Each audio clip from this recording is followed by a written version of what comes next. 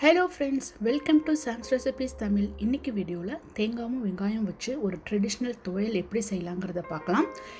இந்த இட்லி தோசைக்கு இந்த துவையல் மட்டும் இருந்தா போதும். சாம்பார் சட்னி எதுவுமே தேவையில்லை. இந்த அட்டகாசமான துவையல் எப்படி செய்யலாம்ங்கறத பார்க்கலாம். இந்த சேனலை சப்ஸ்கிரைப் பண்ணாம இருந்தா சப்ஸ்கிரைப் பண்ணுங்க. பக்கத்துல இருக்க பெல் ஐகானை கிளிக் பண்ணுங்க. நான் போடுற வீடியோ எல்லாத்தையும் மிஸ் பண்ணாம பாருங்க. ரசித்து சமைக்கலாம், ருசித்து சாப்பிடலாம். இந்த மாதிரி ஒரு கடாயை சூடு பண்ணிட்டு அதில் 2 டேபிள் ஸ்பூன் ஆயில் ஊற்றணும்.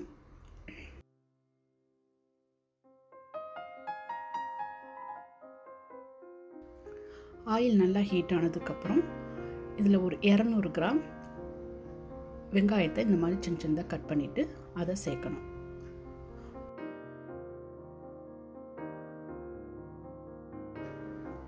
இதில் ஒரு 4 காஞ்ச மிளகாய் சேர்த்துருக்கேன். உங்கள் காரத்துக்கு ஏற்ற மாதிரி சேர்த்துக்கோங்க.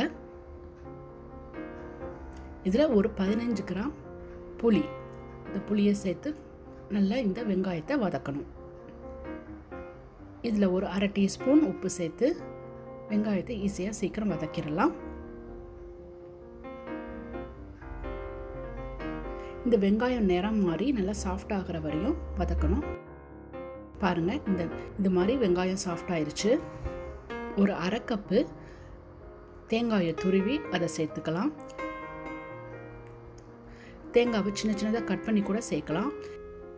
இந்த தேங்காய் லேசாக நிறம் மாறி அதோட வாசனை வரும் வரை இதை வதக்கி எடுக்கணும்.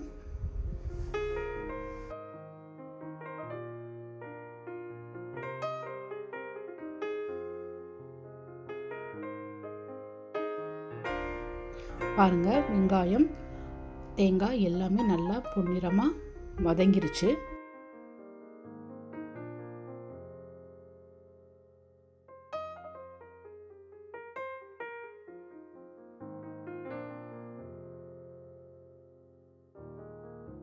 இப்போ இதை அடுப்பை ஆஃப் பண்ணிட்டு இது ஆறட்டும். அதுக்கப்புறம் மிக்சியில் போட்டு அரைச்சிக்கலாம்.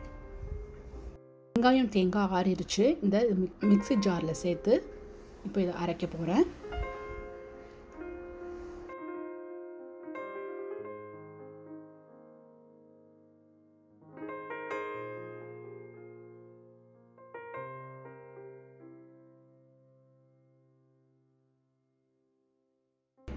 இதில் 1 டேபிள் ஸ்பூன் தண்ணி மட்டும் சேர்த்து ஃபஸ்ட்டு நல்லா அரைச்சிக்கலாம். பல்ஸ் கொடுத்து